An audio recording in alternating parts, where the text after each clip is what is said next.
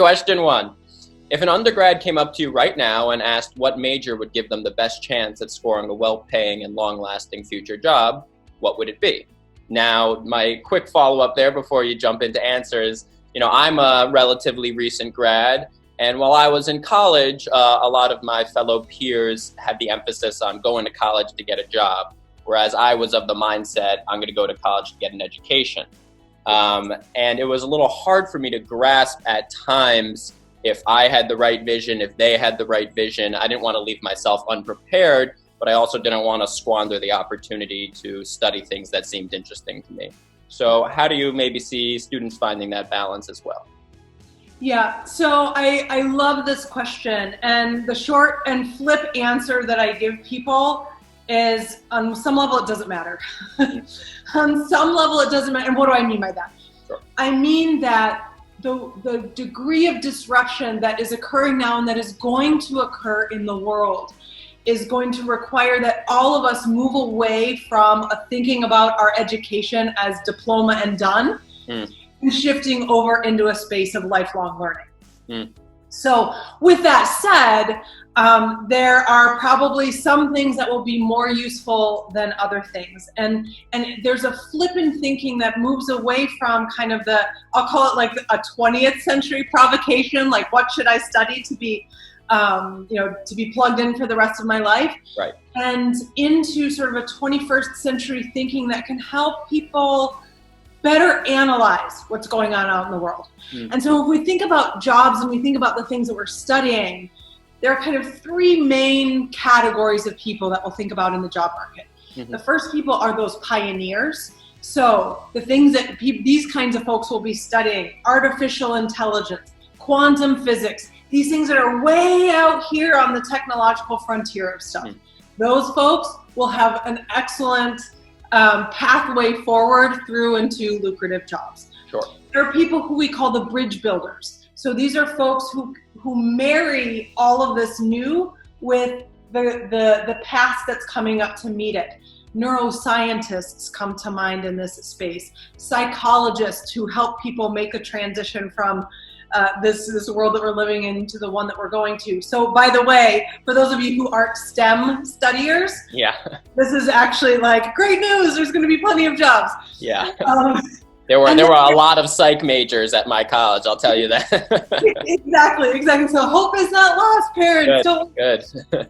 And then there are the sustainers. These are the folks who are doing jobs that are present today and may or may not be present or automatable as time moves forward, but probably should be paying close attention to how automation is going to be impacting their work so that they can upskill themselves to ensure that they'll continue to thrive as time unfolds. Well, okay. So basically, you have to strike a balance between finding a major that is well suited for one of these three. Not exactly a field. How would you describe these three futures? Sort of categories or types of person. Yeah. And then also doing something that also interests you, because you have to sort of recognize which category you fit into, which is hard. I mean, the educational system, we're taught from such a young age to think about our future 10 years, 20 years, 30 years down the line. People are like, I don't even know what I want to do tomorrow. Yeah, exactly. And that's a great thing. When we think about, okay, so how do we empower ourselves in the face of all of this disruption? And, if we take one more step away from strictly what are the things that I need to learn in school, like what do I need to graduate with, and into how do I prepare my being, myself for this, it's a three-part framework, which I think you've heard me talk about before, which is this mindset, education, and collaboration component.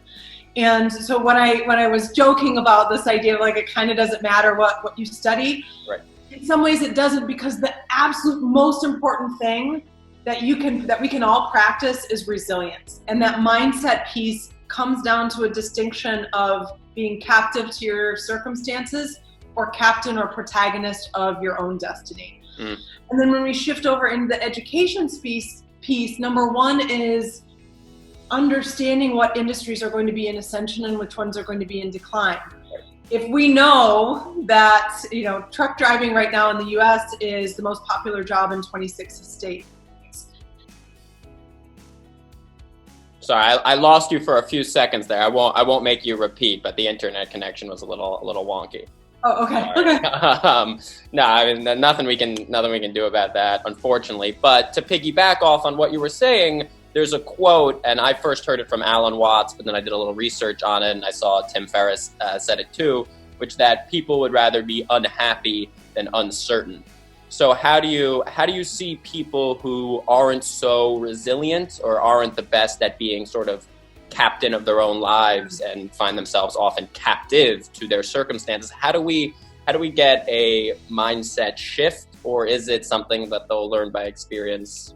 So that's a really great question, and I think we're seeing the results of that resistance to change in our socio-political climate right now. We're seeing a lot more divisiveness, yes, and those who want to cling on to how things have always been dig in. And that's where a lot of the suffering comes. And this is, I don't know if you've read the book 21 Questions for the 21st Century. It's written by Halal, the same guy who wrote, what's it called? Sapiens. Oh, okay. I've heard about that one. Yeah, Sapiens. So he's a historian, and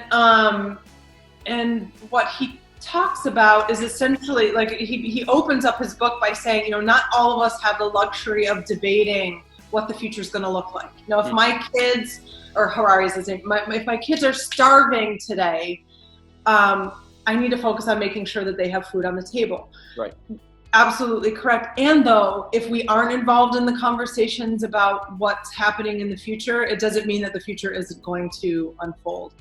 And so helping people, this is part of why, I do so much of the work that I do, is raising awareness about what's happening. Right. So that rather than getting slammed by what's occurring out here, people can say, okay, this doesn't feel good, but since we can't change what's happening, what do we want to create with this? How do we channel this to create greater opportunities for ourselves, for our children, for our families, and so on?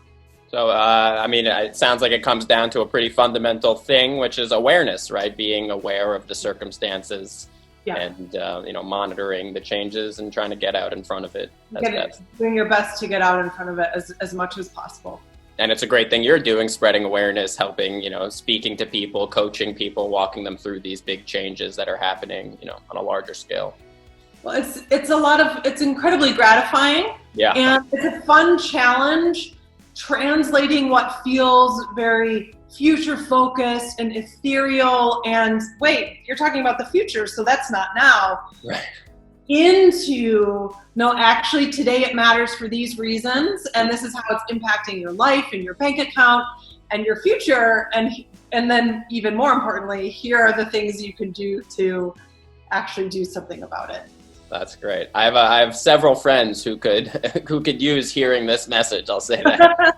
Well, hopefully this will get out to them. Yeah, it will. I wish there were more. I had a few professors, mentors at college who, said similar things, but it's not discussed enough in the collegiate higher education field, at least where I was coming from. Maybe at other universities it was different, but. Yeah, I got to say that would be one of those magic wand things, if in the imagining of a universe where okay, if I could change these 4 things, it would be amazing. Right. That would be one of those things that I would change. I would implement a curriculum of this type in every single university so students can be prepared for what's happening. Me too.